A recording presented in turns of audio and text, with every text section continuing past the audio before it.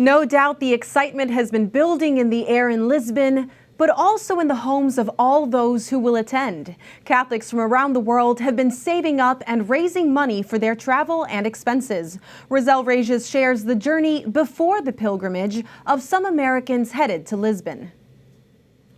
When young people come together, the world, it turns over.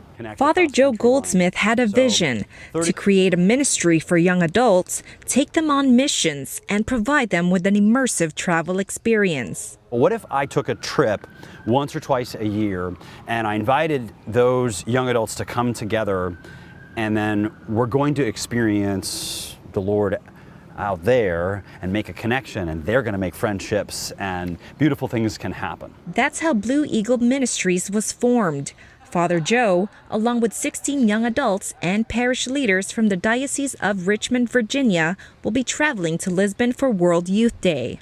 One of those young adults is Victor Aguilar, who volunteers as a catechist at his parish. I feel like God was calling me to this trip as well, to be like the echo to his word over there, and like taking me to Portugal, like meeting all these youth that's going to this World Youth Day, and just interacting with them, like trying to like strengthen both our bonds with Christ. Blue Eagle Ministries consists of mostly young Hispanic Catholics living in the Richmond area.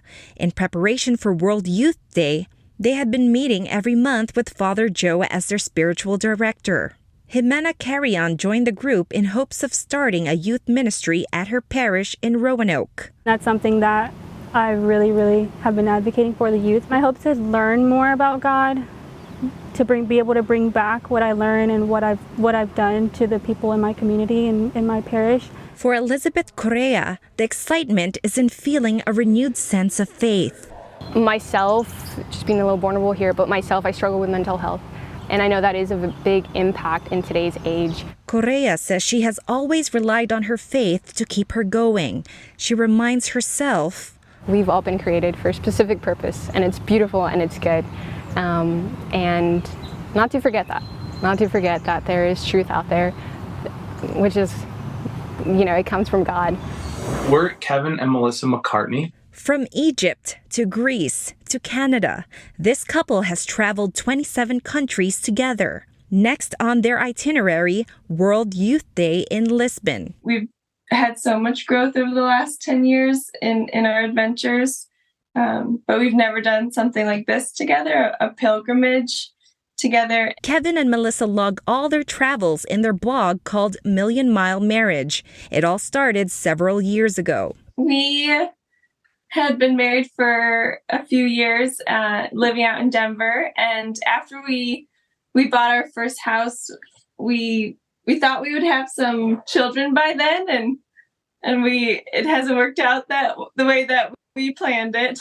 We booked our first trip to England in 2017 and found that we were really great travel companions and that we really thrived. Now they're preparing for their most spiritual travel yet. The couple will be traveling with their parish's youth ministry. How cool is it going to be when everyone around us speaking all these different languages, waving these different flags, we're all here to encounter Christ in the Eucharist together. Meet Father Nelson Sintra, a newly ordained priest in the Diocese of Boise, Idaho. He attended his first World Youth Day in Madrid in 2011, and since then his life changed forever.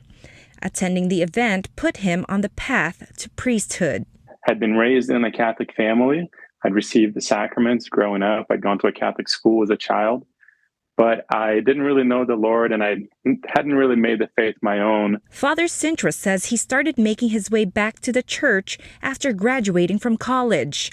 While he was going through his faith journey, his older sister bought him a ticket to attend World Youth Day. That's where his faith was reignited. So I stepped away from the group and got on my knees in the middle of that storm and said that prayer. Lord, I give you my life.